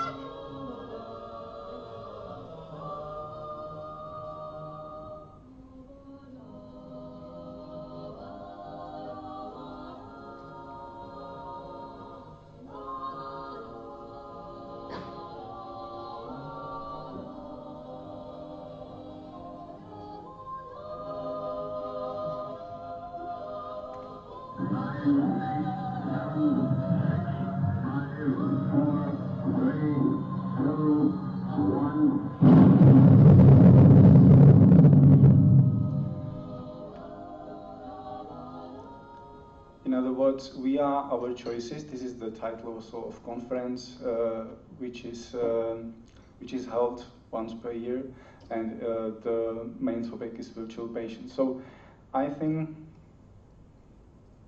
that everyone in the room is now aware that virtual patient is rather a good story than a high-tech technology. Just to comment once more, the Kino Automat, it attracted a lot of attention in 60s and 70s. Even Hollywood studios were keen on licensing the technology, but it was impossible under the communist government. So virtual patient is a good story, not a high-tech technology or rocket science. It has nothing to do with virtual reality or simulation mannequins in simulation centers. But in complex simulation centers where multiple modalities are used, virtual patients have their roles, especially for developing soft skills such as clinical reasoning, decision making, as Ella has already told you. In pregraduate or undergraduate medical education, we use the patients, the virtual patients, together with collaborative learning methods such as problem-based learning or team-based learning, where the team-based learning has recently been recognized as more effective across several institutions worldwide. But what about virtual patients in postgraduate education? I have seen during our projects together with St. George's a lot of doctors undertaking train the trainers courses, which had some background in virtual patients. And today it's also possible for you to learn or study a MOOC, Massive Open Online Course, where you can learn how to use virtual scenarios to create effective learning and effective teaching. And this course was created within European Knowledge Alliance WAVES, which gathered academia partners and also commercial partners. And for me, the project brought a lot of inspiration to create businesses for continuous professional development for doctors.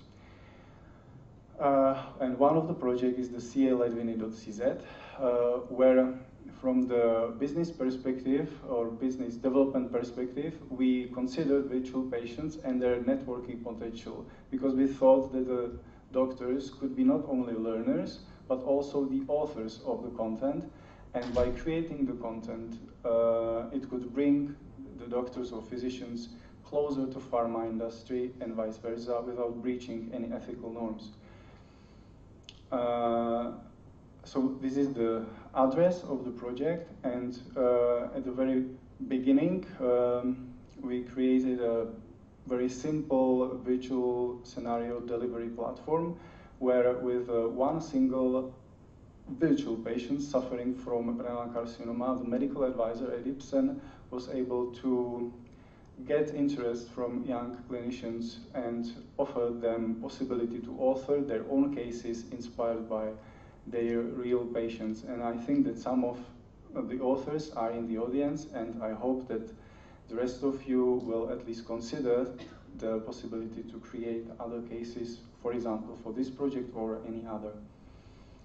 And if you consider to become an author of a case, you can see some of our recommendations. We always want our authors to anonymize the cases, including the time data or any data which could help in uncovering identity of the patients.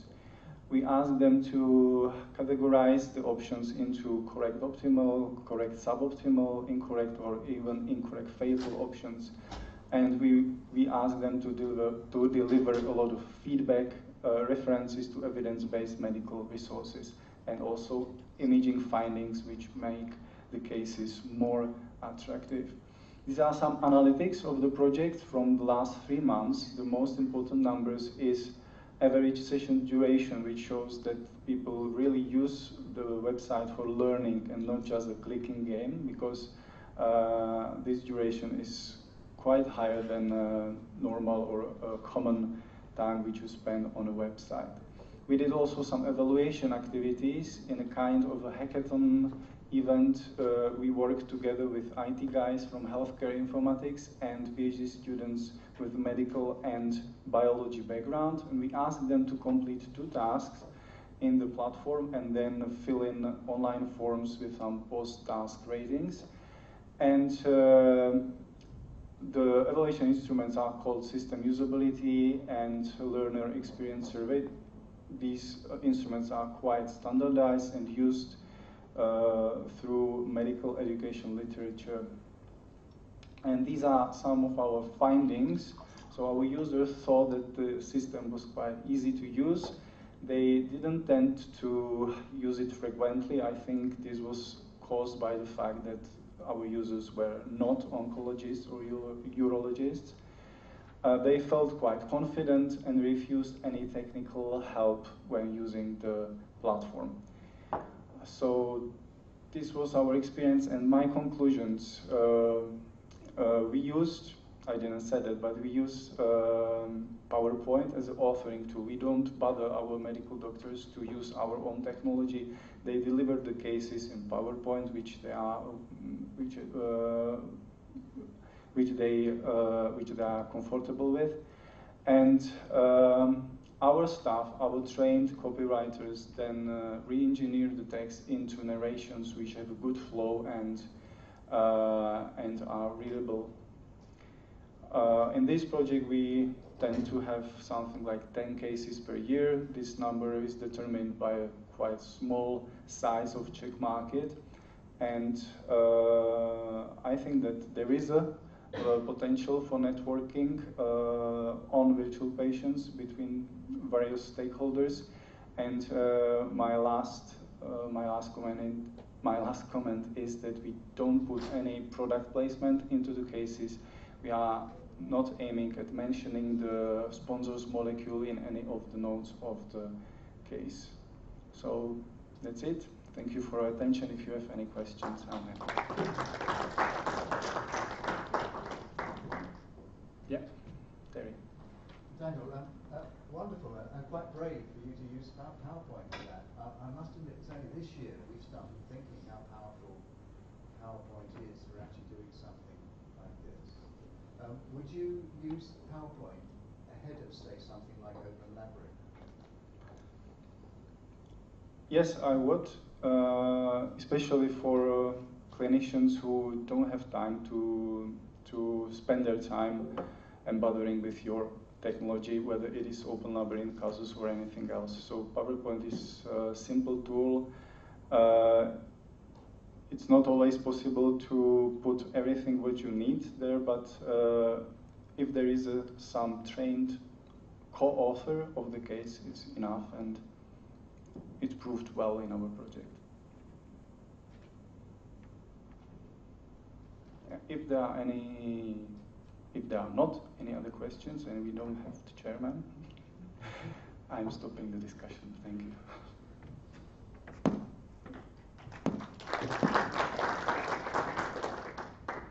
Thank you very much for your talk. I am Mitika Pușca, I'm medical director for Romania, and I take care of the medical part of the neuroendocrine tumors for the cluster. And I would like to thank you for your participation to this 1.5 days of scientific update of medical education. I would just like to remind you that we have obtained for this course the European accreditation from the European Accreditation Council, so we'll have some participation certificates with some European points of accreditation. And that being said, I would like to close the session today, and thank you very much for your participation and the speakers for their presentations. Thank you.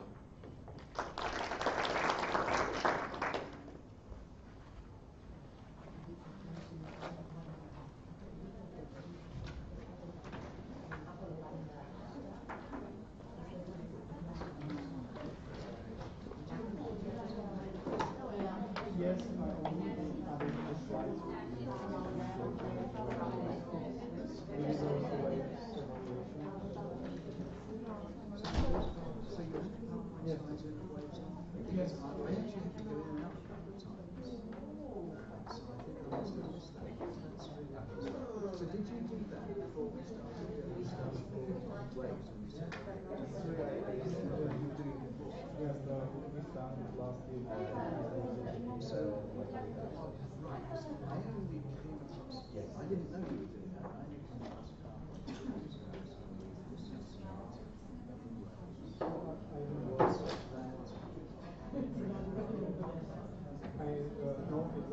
Thank you.